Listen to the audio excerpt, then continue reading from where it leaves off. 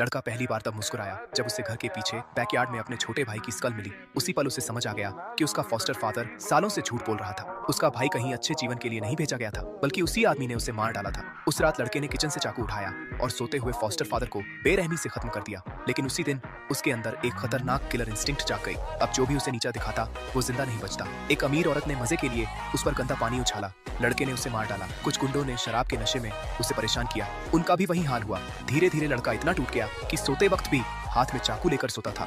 लेकिन तभी उसकी जिंदगी में एक अंधे बूढ़े आदमी की एंट्री हुई। उस बूढ़े ने न उससे डर दिखाया न नफरत, बल्कि उसे अपने घर ले गया।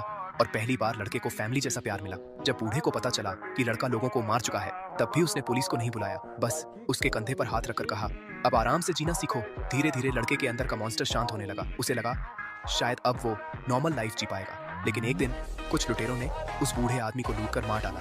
और उसी पल लड़के के अंदर का दबा हुआ खून फिर जाग गया। वो पागलों की तरह किलर्स को ढूंढने निकला और एक एक को बेरहमी से खत्म कर दिया। लेकिन इस बार हत्या के बाद भी उसका दर्द खत्म नहीं हुआ। धीरे धीरे वो पूरी तरह रूथलेस किलर बन गया। फिर उसकी जिंदगी में एक लड़की आई जो उससे डरती नहीं थी। वो उसके जख्मों पर दवा लगाती, उसे शांत करती, और पहली बार लड़के को प्यार महसूस हुआ। लेकिन तभी एक साइको विलेन उनकी जिंदगी में आ गई। वो कपल्स को पकड़कर उन पर एक्सपेरिमेंट्स करती थी। वो इंजेक्शन देकर पति पत्नी को एक दूसरे का दुश्मन बना देती थी। उसने लड़के और उसकी पत्नी को भी पकड़ लिया। लड़के ने दोनों इंजेक्शंस खुद को लगा लिए ताकि उसकी पत्नी बच जाए। लेकिन कुछ ही देर में दवा असर करने लगी और लड़का अपनी ही पत्नी को मारने दौड़ पड़ा। तभी विलेन ने पत्नी की तरफ गन फेंकी ताकि वो खुद को बचाने के लिए अपने पति को गोली मार दे। लेकिन पत्नी ने गन उठाने के बजाय अपनी गर्दन उसके सामने कर दी, क्योंकि उसे भरोसा था कि उसका पति उसे कभी नहीं मारेगा।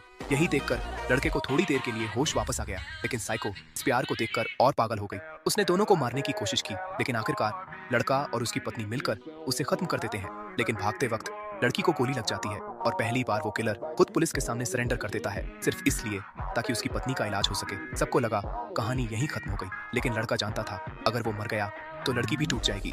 इसलिए वो जेल से भाग निकलता है और सीधे लड़की के पास वापस पहुंच जाता है। आखिर में दोनों इस खूनी दुनिया से दूर भाग जाते हैं और पहली बार एक नॉर्मल और शांत जिंदगी जीने की कोशिश करते हैं।